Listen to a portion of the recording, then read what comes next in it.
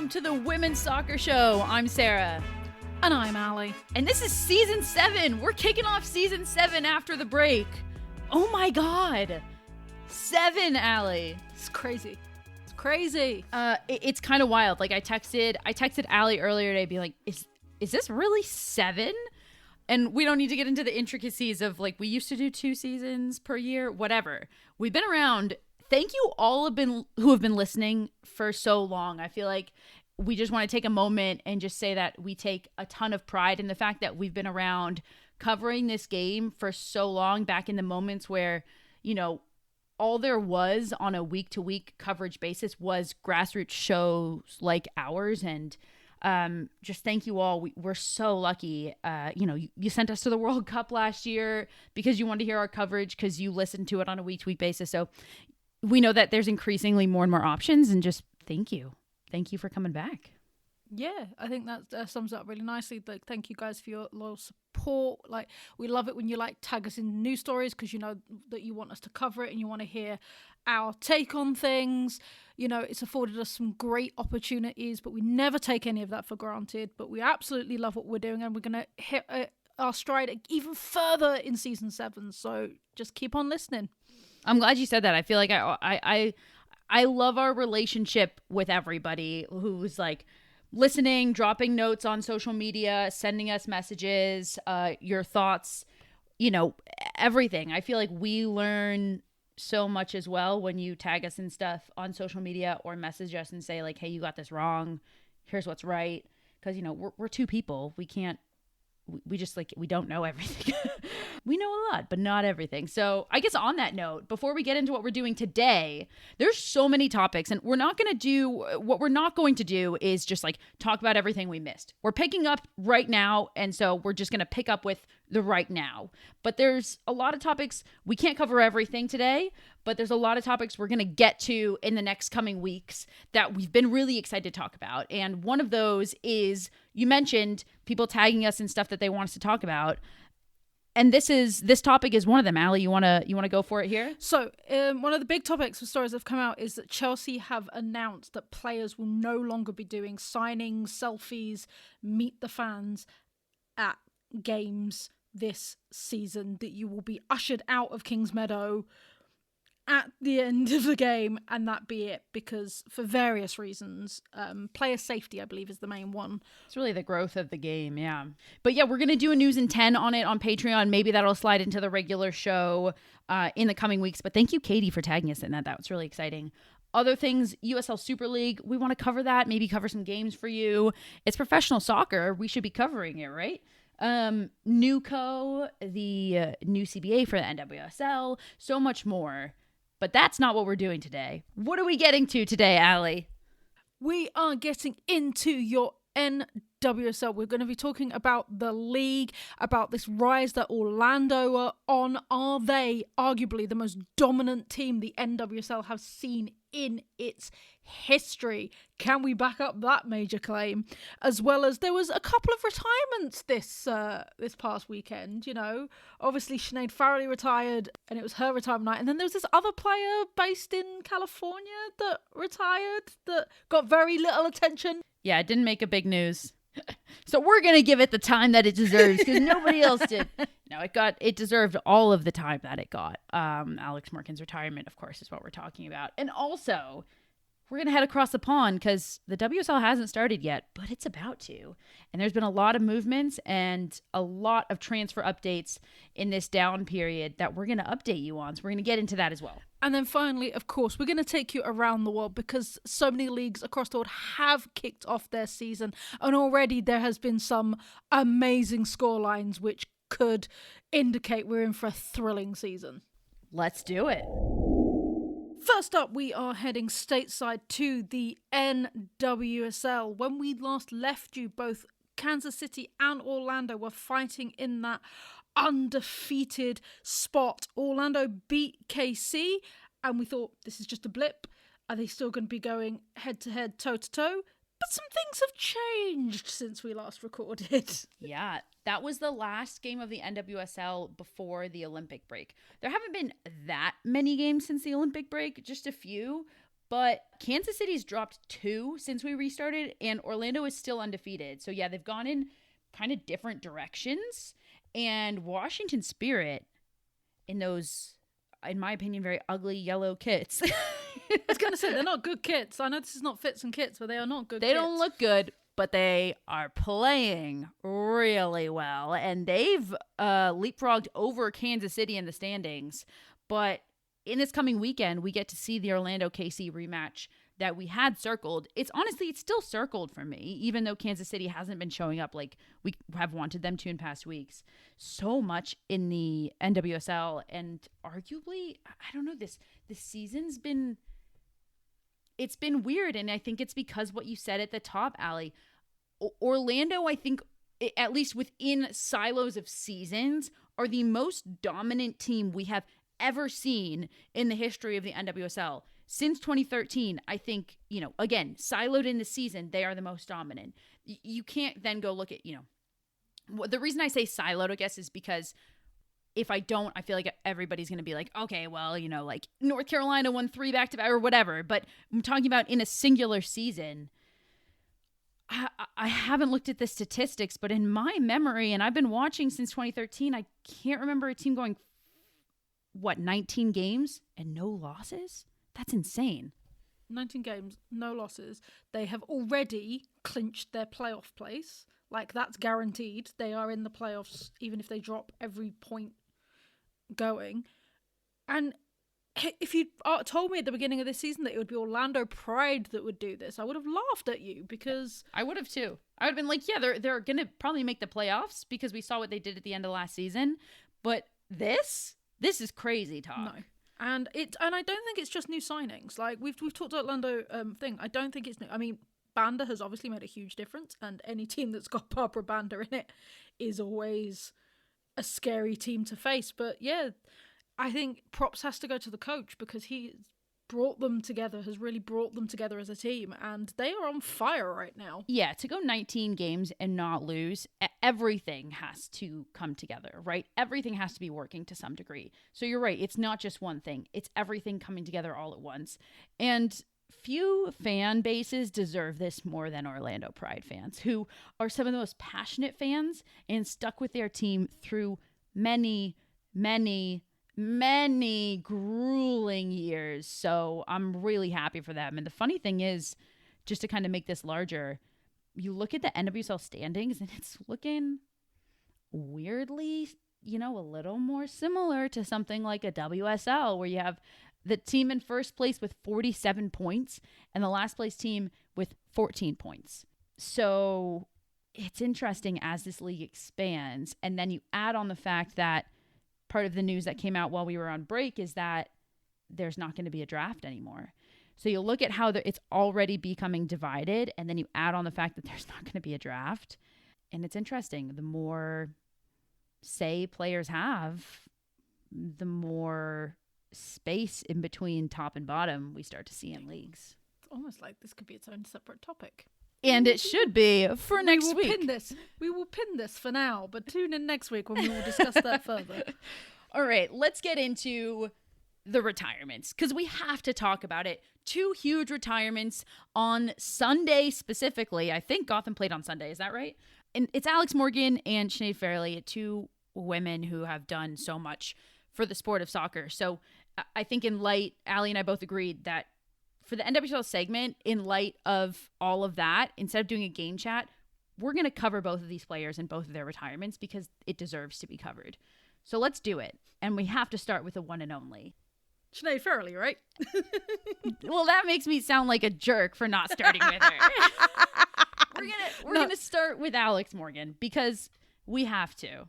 We do have to start with Alex Morgan. I just have to. This is probably one of the favorite things I've seen on Twitter. Was somebody tweeted, Alex Morgan has ended her career the same way she started it, on a terrible pitch with a coach that doesn't know what they're doing. That's so sad and so true. And the I fact thought that was hilarious. The person who coached her last game was Landon Donovan made the blood inside of me just boil. But it's not about that. It's not about him. And it's about her. And she was subbed off in the 13th minute of the game, which was very, you know, all of it was so Alex Morgan. She took her cleats off while she was on the pitch. She walked off, and it was incredibly emotional. It's funny, in like a certain angle, you could already see a bit of her baby bump.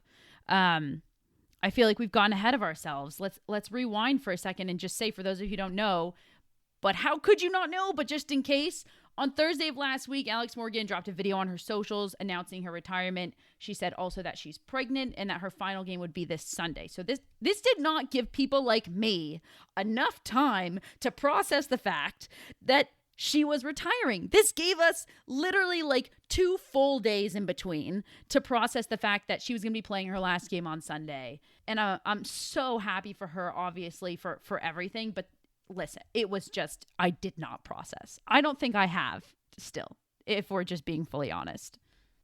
Her final pregame press conference was held on Friday. It was wonderful. Naomi Girma came and like sat in the audience and asked her the final question of her final pregame press conference, which felt kind of, you know, poetic, and their friendship is adorable in my opinion.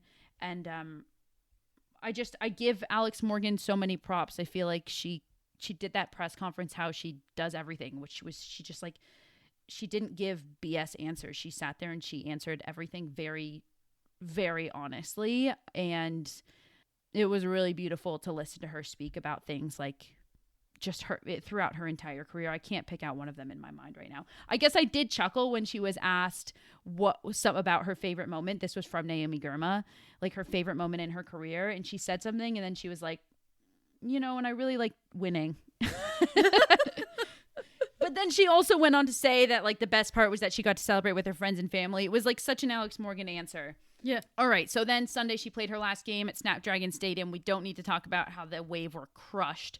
Another topic we'll put a pin in, Allie, is just the demise of the San Diego Wave. Because I know we have a lot to say about that, right? Oh boy, do we. And I do want to hear how you feel if you're comfortable sharing. So you can jump in and say that first right now if you want. No, I will. And I will say it did make me laugh because it was almost like she died when I was in the chat, and I think it was either you or Chris just went, Alex Morgan, no!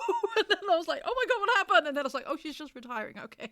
Oh my gosh. That's how it felt, though. It was a shock. And I get it. I completely get it. As I said to you, I'm not going to rag on you guys because I went through it when Ellen White retired, because for very similar reasons, Ellen White retired right after the Euros and then announced she was pregnant and did not give me the time to grieve the fact that she wasn't going to be playing anymore.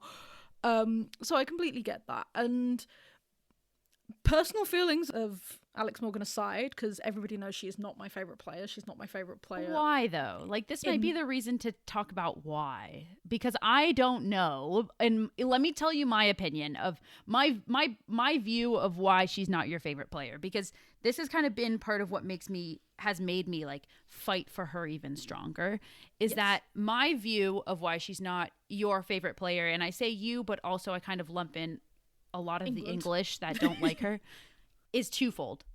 One, that she, because of media and whatever media made its way over there, became kind of this like figure of the United States in almost like the most negative way, coupled with the fact that I think people naturally in the soccer world, maybe she actually weirdly was like set back by the fact that she was this, at least in the fans' mind, because she was this, you know, like pretty cis white girl, straight white girl.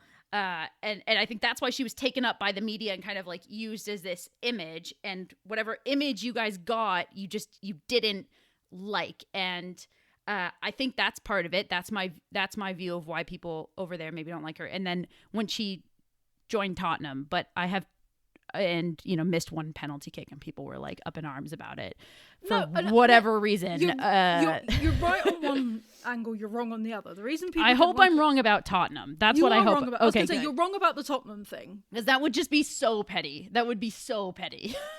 No, you don't understand. That gave us so much meme content.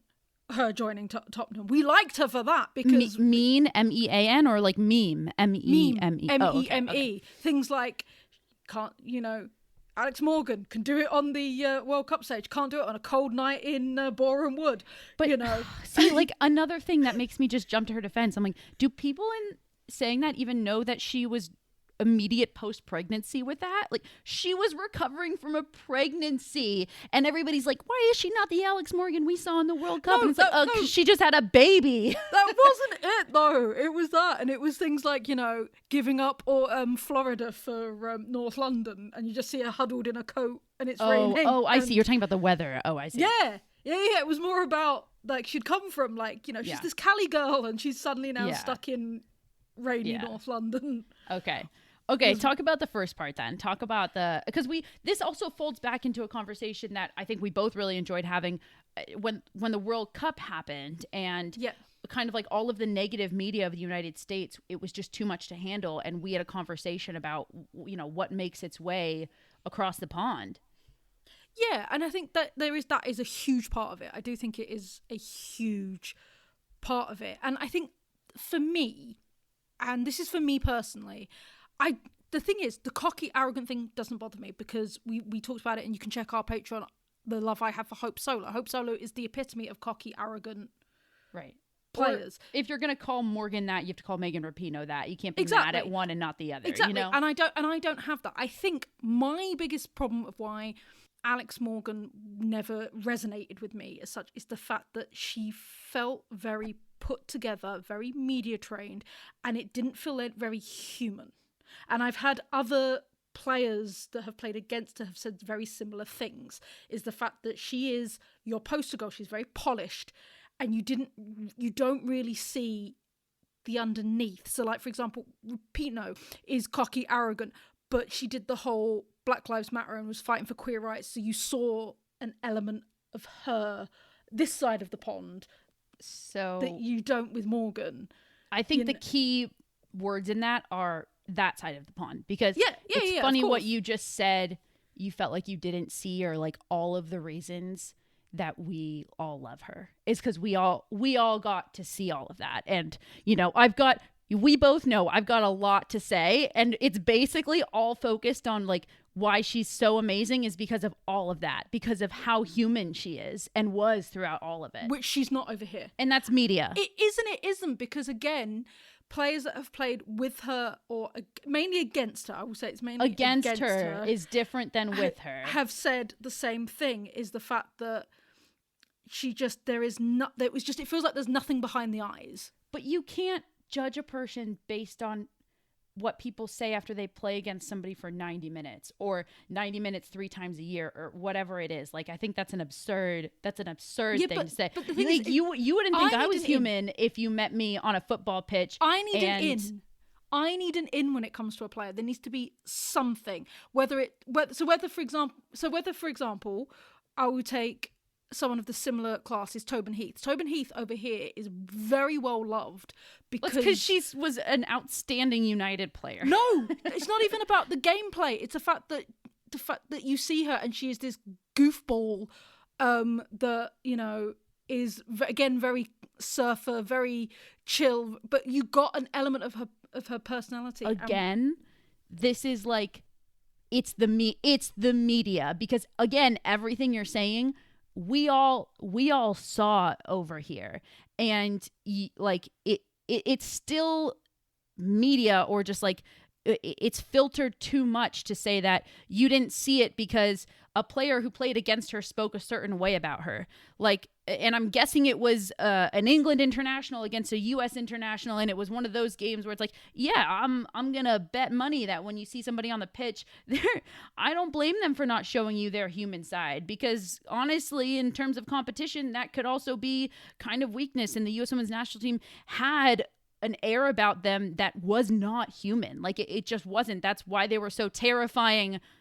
We have to give Alex Morgan the props that she deserves. And part of the props, I'll start with this. And it's that, well, like, the goofy side, I'll just address this. The goofy side, like, maybe you didn't like it because we just won the World Cup, but like, we all saw Alex Morgan drunk dancing in a locker room after they won in 2019. We've seen her in ridiculous Halloween costumes on Sydney Leroux's Instagram page. I mean, first of all, side note, if anybody hasn't gone to Sydney Leroux's Instagram page and looked at the post that she just made for Alex Morgan, read it. It's absolutely hilarious. She talks about when they were at a Youth World Cup and they found a baby chihuahua stranded on the side of the road, brought it to their hotel room, bathed it, and realized it was a baby coyote or a baby wolf. So I mean, like, that's the kind of thing, Allie, that like we get to see. We get those tidbits. Anyways, Alex Morgan retired, and like there's two sides of this. I want to talk about how prolific she was on the field, and I was going to do that first, but I feel like what I actually have to do is talk about how she changed the game. And I think it's important to incorporate this idea that like, I guess I'll just let me talk about my journey with how I viewed Alex Morgan, because I think when she first burst onto the international stage, I was in high school and people were talking about her a lot, and I was almost like annoyed because I assumed that they were all talking about her because she's pretty. And then I sat down and I watched a few games and I thought to myself, hot damn, this girl can play soccer. She was given a platform. Yes, because she was a prolific goal scorer, but also part of the platform she was given was because of, you know, other things, because she does live this kind of like, you know, she is this like, I'm just going to say it, like straight white cis girl, right? And that's a platform that other players just aren't going to get. But what's so beautiful about Alex Morgan is that she used it, and she used it more than I think I've really ever seen anybody else who I would describe as a straight white cis girl use it.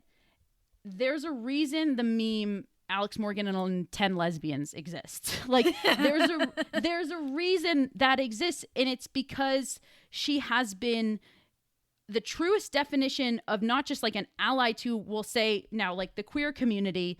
She has either led the fight or stood alongside people who are leading the fight in every single possible way, and everything that got thrown her way when it came to equal pay, when it came to standing up and fighting her employer. She did that in the NWSL. She did that on the national stage. She has spoken up in every single way against on every single issue. She has used her platform for the better. A lot of the times, I'm sure we haven't even seen it. I think people recently learned that she's the reason there's an anti-harassment policy in the NWSL. That wouldn't have happened. There's a reason why people like Lynn Williams go on a podcast and thank her for the NWSL. Like, Lynn Williams literally said, thank you. I don't think the NWSL would be here. And Alex Morgan said it absolutely would be around. The anti-harassment policy would have come a little later. Like, there are things that she's done that people just straight up didn't see. And Trinity Rodman was asked about it in her postgame, and she said Alex Morgan didn't just change soccer, she changed the world. If her teammates are speaking about her like that, that means something. I truly will, like, I feel like the only way to describe her legacy off the field is to say that the world of soccer in every way would be different if she didn't do what she did. Standards would be different for leagues. Okay, I've gone on my soapbox about that Yes, enough. Did that at least change your mind a little bit? No. Like, look, I get it. And I 100% appreciate everything that she's done. I 100% appreciate the fact that she is a baller of a player and that she has changed the game for whatever thing. Doesn't mean I have to like her. I can respect her. I appreciate everything she's done. Doesn't mean I have to like her. Okay. I'm happy to hear you respect her, and we'll leave it at that, I think.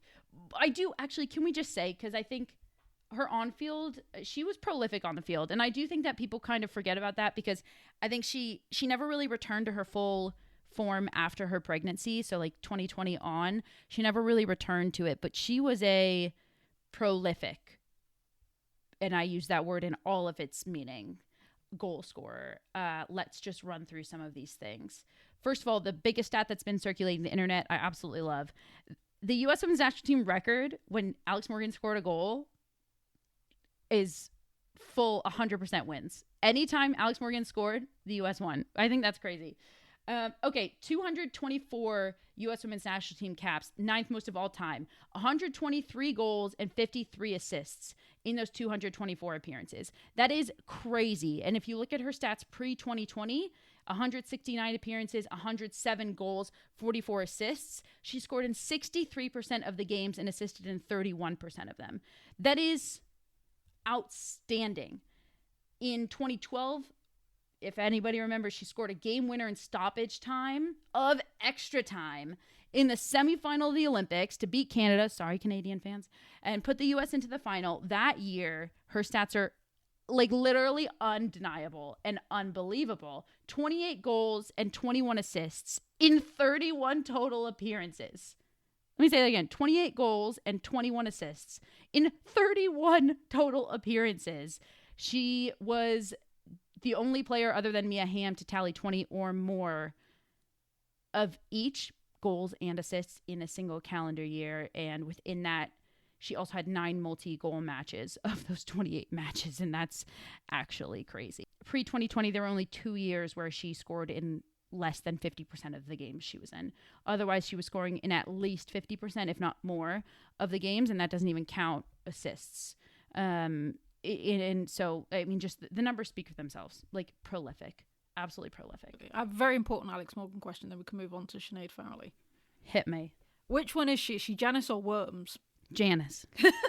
See, I love that. Let's just drop that there. And anybody that knows, anybody that knows, and anybody that doesn't. Google. But yeah. Cute. Worms is retiring from Gotham later this year. That's a hint for anybody. It is a hint, and another hint is I will have much nicer things to say about Worms when Worms retires. If you're like a U.S. Women's National Team fan and an Alex Morgan lover, and what Allie's saying is bothering you, don't worry, it bothers me too. But I did my best, everybody. I tried. All right, let's talk about Sinead Farrelly. Let's talk about Sinead Farrelly, because this one for me is huge. So she announced her retirement a couple of months ago. She'd retired from the international stage after making her way back after something ridiculous like a 7-year absence from playing. Yeah, 2016 to 2023 was her absence. Yeah, playing international football. Managed to get herself back onto the national team. So announced her retirement, and it was her retirement night also on Sunday. I believe it's because she's had some long-term issues due to many concussions that she's had, and unfortunately has had to retire. But talk about game changing. You talk about what somebody who has changed this league for the better by being so brave and so honest and bringing about such a huge momentous thing in the NWSL. And yeah, I have no words for my love and respect for this woman. Absolutely. I feel like we have to talk about the change that she has affected in the NWSL because of her bravery, like you said. And she spoke at the Gotham game, and if you haven't seen it, you should go watch it. It brought tears to my eyes. I pulled some of the some quotes from the speech, just I feel like she obviously put into words something that we would never be able to as well. So maybe let's read some of that, Allie, and then get into it more. Okay, so Farrelly's quote was, "I think when I came back to play for Gotham, I wanted so badly to change my past and so badly to kind of erase a lot of the trauma and the hard things I went through with soccer. What I realised when I came back was that I actually had to face it, and it took my first year here to realise that the anxiety and the panic and a lot of the flashbacks that I would get were still existing with me every game I played here. Although it was hard, I realised I needed to stop looking at myself and what my experience had been as broken or something that needed to be fixed. My favourite part of this journey has been that I changed the idea about myself and what my life had to look like, and I decided I needed to accept and love myself for everything that's happened. If I was going to protect myself from pain and suffering, I was also closing myself off to joy and happiness and the things I really want in my life." It's beautiful. I guess we never explicitly said, for those of you who might forget, obviously Sinead came forward initially with Mona Shim as two people who accused Paul Riley of a lot of abuse and misconduct, and it's kind of what started the whole thing that led to the Yates report. So we have them to thank and their bravery to thank for everything that came from then the Yates report coming out and the NWSL being forced to I don't know, make an HR department, like implement some rules around conduct, simple things that weren't in place. And to just hear her speak about her journey like that, it's heartbreaking and beautiful at the same time, you know? Yeah, no, it really is. And I do feel slightly bad that she did get slightly overshadowed by a certain another retirement, but I do think that her name will be etched into NWSL and women's football history right there with her. 100%. Yeah. It already has been.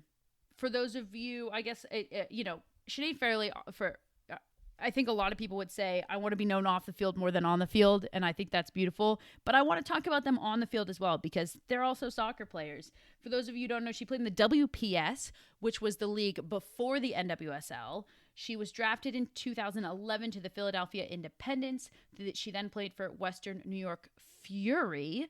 Then she went abroad, played some Champions League football, and came back when the NWSL started in 2013 and played for FC Kansas City, and then the Thorns, and then the Boston Breakers in 2016. That's when she retired until 2023 when she came back and played for Gotham.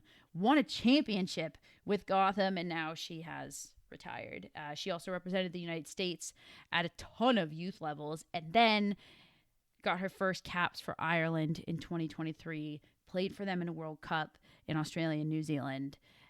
She's got 8 caps total for Ireland, which I just love that that's what she did. Yeah, it's a beautiful end to her story. So, flowers to both of them. Let's go around the world. Around the world, around the world.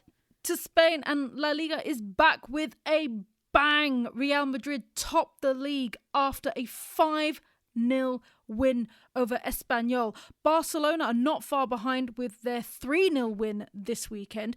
Will we finally see a new champion this year of La Liga, or will Barcelona take it over again? Over to Mexico. 3 teams remain undefeated in La Liga MX this season. Pachuca, Tigres, and Monterrey have 8 wins apiece so far. This, however, could end next week as Tigres take on Monterrey. Will we see one of these teams fall? Over to Germany. Both Bayern Munich and Eintracht Frankfurt start their 24-25 campaign with a win. Bayer Leverkusen came back from behind to win 3-2 over Freiburg, whereas Wolfsburg could only manage a 1-1 draw. And finally to Italy. Serie A had a thrilling opening weekend with Juve winning 6-3. Landmark signing Alicia Lehmann opened her account, scoring a screamer in the 86th minute. Current champs Roma only managed a 2-2 draw, while Florentine managed to sneak a 1-0 win over Napoli. Have you checked out Total Football Analysis yet? TotalFootballAnalysis.com provides research analysis on loads of football, including the women's game. Want all the stats in one place instead of drowning in a mountain of tabs? Want to explore key matchups and the tactics from both teams? Total Football Analysis provides the stats and analysis to help you learn more about the beautiful game. We have a special discount for listeners of the Women's Soccer Show. At checkout, type WOSO10 to get a full year for just €10. That's €40 of the yearly subscription. Head over to TotalFootballAnalysis.com and type WOSO10 at checkout. Over to the WSL. The WSL kicks off the 21st of September. So we only got a couple weeks left, people. But the WSL transfer window closes at 11 p.m. Allie's time this Friday. That's right, Friday. And we have seen some big moves made by some clubs. Others maybe should have made some more moves. So let's talk about it, Allie. First question, who do you think has done some of the best business and why? Okay, so my top 3 clubs in terms of business, and one of them I am surprised at myself, but is Villa, Man City and Man United. Now, Man United is the one that I'm super surprised that I'm saying this. Me too. You're like, yes. So I'll start with Villa, really. So Villa lost a few players, but not as many feared, because obviously Carla Ward left at the end of last season, but they've really replaced well, and they've managed to do it with a lot of frees as well, which means that they haven't had a massive outgoing of expenditure. And they got quite a chunk of money for Lehman, who left, as we mentioned, around the world to go to Uwe. But for me, they've brought in Katie Robinson from Brighton. I know Man United were fighting for her. Tottenham were looking at her. So the fact that they've managed to bring her in. Miri Taylor, who was in Liverpool, that was a free transfer. Missy Bo-Kearns from Liverpool, we talked about her endlessly. That was on a free transfer. Sabrina D'Angelo from Arsenal, that is a huge coup for them because she was wasted at Arsenal, and to get her in on a free. So I have to say, yeah, Aston Villa have done fantastically well and have kept their losses to a minimum. I think the biggest names are obviously Lehman and Daphne Van Domselaar, who went to Arsenal. How do you feel about how Brighton have done? Brighton have made some big names. So obviously... That's why I ask, yeah. Yeah, because obviously Kirby... Nobody saw that coming. And Kirby to Brighton, yeah, nobody saw that coming. But they've taken a lot of European players, and they've taken a lot of players who played in the Championship, which is not necessarily a bad thing. But then you look who they've lost. They've lost Pinto's gone to Atletico Madrid. Robinson's, I mentioned, went to Villa. Turlin's gone to Man United. So again, a huge reason why that's big business for them. Kohlberg went to Juve. Sarri's gone to Everton.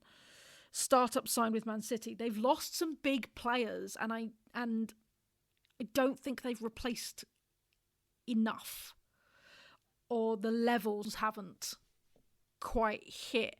Okay, let's talk about from best teams to potentially worst business. Who would you say needed to have a better transfer window, or you were expecting more from and they just didn't do enough? Tottenham. And I'm not just saying that as... Why are they always on this list, Allie? And I'm not saying it because I'm a West Ham fan and I like to be mean to Tottenham. I swear to you, I'm not. But the thing is, they've done some good business. They have, Rasso, amazing, from Real Madrid. Claire Hunt from PSG, amazing. That's it, really. Like, there's a couple of other names. They've taken West Ham's fourth goalkeeper on loan, and that's about it. And then you look who they've lost. They lost Asmita, has gone to Leicester for free. Rhea Percival has been let go. Zadorsky went to West Ham permanently. Bizet has gone to Man United. Ellie Brazil has gone to Charlton. Perth has gone to Charlton. Petzelberger has been released. Like, there is no replacement. They've lost so many players. And also, hugely, their star player, who they had on loan, has gone back to their parent club. And they have not replaced Grace Clinton. Yeah. I think that's the biggest one for me. Grace Clinton was so big for them. So big. I agree, because Tottenham had a good season. They finished 6th. And they were pretty close to United, who finished right above them in 5th. And once again, it felt like, okay, maybe with a few right moves, they can really be vying for a Champions League spot. And I think everybody just wanted to see a little more. I've also got Chelsea on my list. And I will say that because... Yeah. I get it. They lost a lot. They lost so much. And I get it. It's new manager. Nobody really knows what Sonia's all about and everything else. But again, they've done 2 quite big name signings. Bronze and... Baltimore from PSG, I think is quite huge. But not being mean to Lucy Bronze, but Lucy Bronze is on the older side. So let's be honest, how long term are you thinking she's going to last? And then you look at the players that they lost. You've got Leopolds has gone to Real Madrid. Eviard has gone to PSV. Kirby, we mentioned, has gone to Brighton. Melda has gone. Jess Carter went to Gotham. Svitkova has gone to Sparta Prague. Georgia Fox has gone to Crystal Palace on loan. They've lost so many, and I get it. There's like 3 players for every position, but we didn't see much rotation last season at Chelsea. That was the biggest issue/complaint that Chelsea fans had, that Emma Hayes didn't really rotate her squad as much, whether it was due to necessity because of injury or just a playing style. And one of the biggest pieces in that non-rotated squad was Jess Carter, and Jess Carter's now in New York. I have to ask, because obviously with the WSL, one team gets relegated, one team gets promoted, and Crystal Palace are going to be new to the WSL this year. How do you think they're going to fare? The thing is, it is a huge, and as other clubs have found out, it is a huge step up from Championship to the WSL. It is massive. And they have made some decent signings. They already had a fairly decent squad. They've made some decent signings. I think the biggest one is India Page Riley. Anybody who followed internationally will know how amazing she's been from PSV. I think that's massive for Palace. I think they'll give as good as they can get. Time will tell whether they can make the step up. I do worry about a couple other teams. I do worry about Everton. They have lost a few big players and haven't really replaced. Leicester, I worry about. They've made some big players. And I don't want to worry about West Ham. Please, West Ham, I beg of you, give me a season where I'm not worrying about us being in relegation. I was just about to ask you, how do you feel about West Ham? Because listen, for a while, I really thought West Ham might get relegated last year. They finished at 11 of 12, just above Bristol City. Honestly, Bristol City were just like kind of the scapegoat. The only reason West Ham didn't get relegated because it wasn't a good year for West Ham. They finished with 15 points. Bristol City was 6. They go down. Crystal Palace comes up. But West Ham, if they're not careful, are once again going to be in a relegation battle. How have they done in the offseason? And it doesn't sound like you're that hopeful right now. No. To be fair, I am. I think off-season wasn't great, but then again, I look at the teams that we played against, the thing I would take greatly against is, we got battered by Leicester, but we managed to hold PSG to just a 1-0 loss, and that's PSG.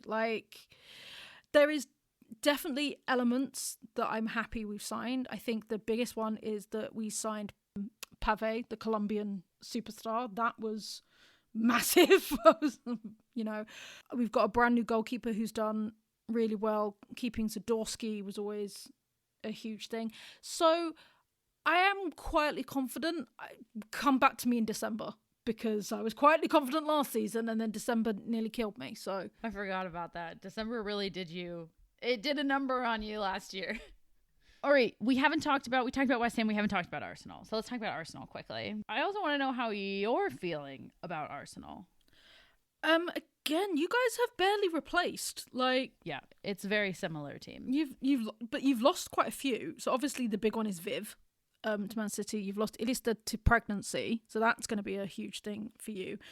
You've managed to bring in Van Domselaar from Aston Villa, and is it Marione from Barcelona, but your out list is much longer than your in list. Yeah, I feel like if I'm gonna just compare, I suppose I feel the same as I did going into last year.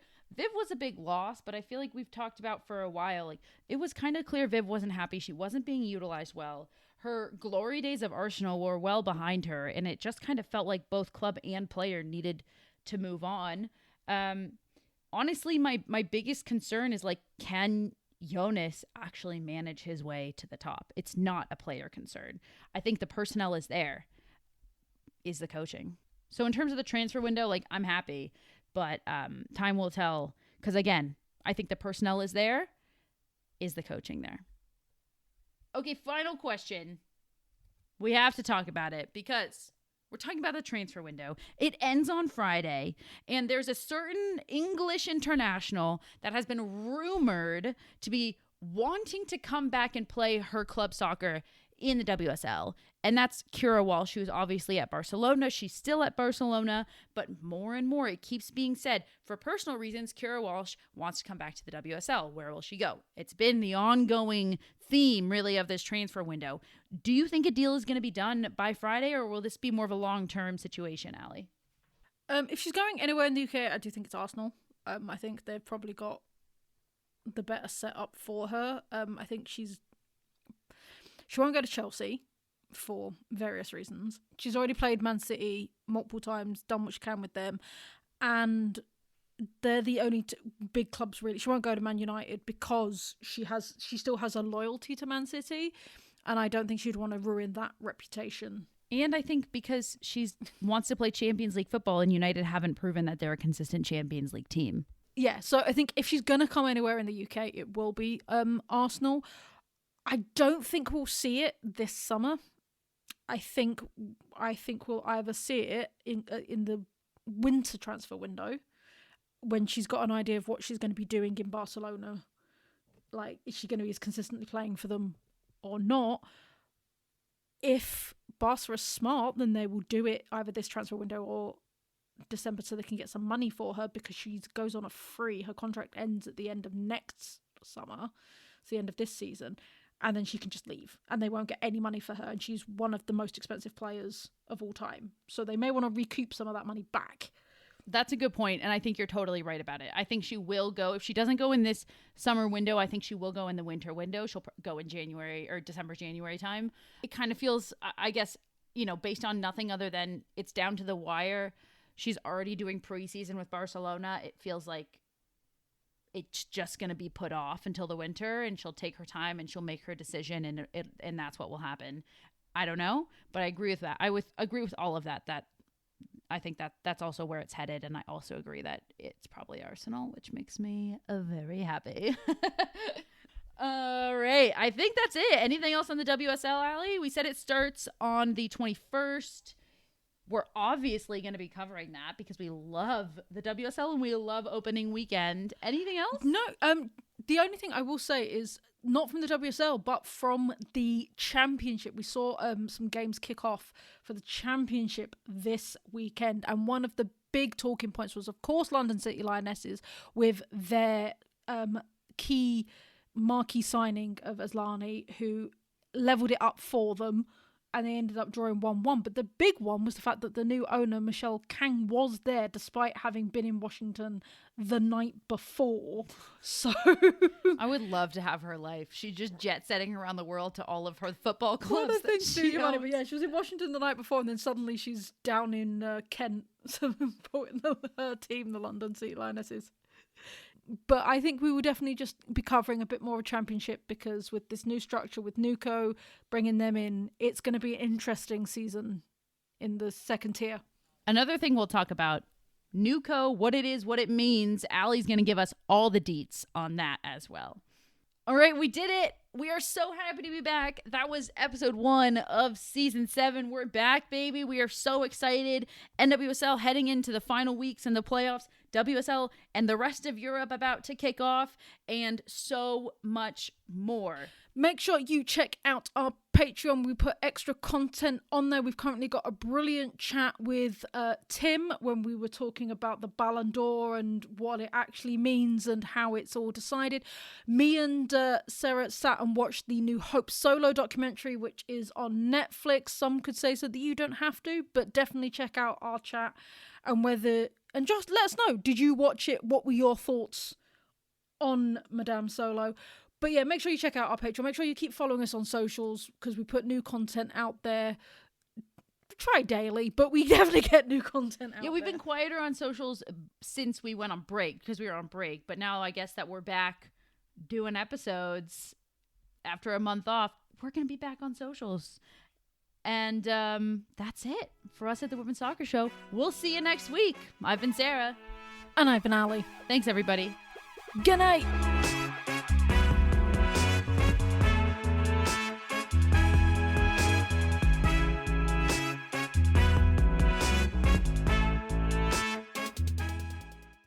This podcast was edited by Monkey Hill Media. Visit monkeyhillmedia.com for more information.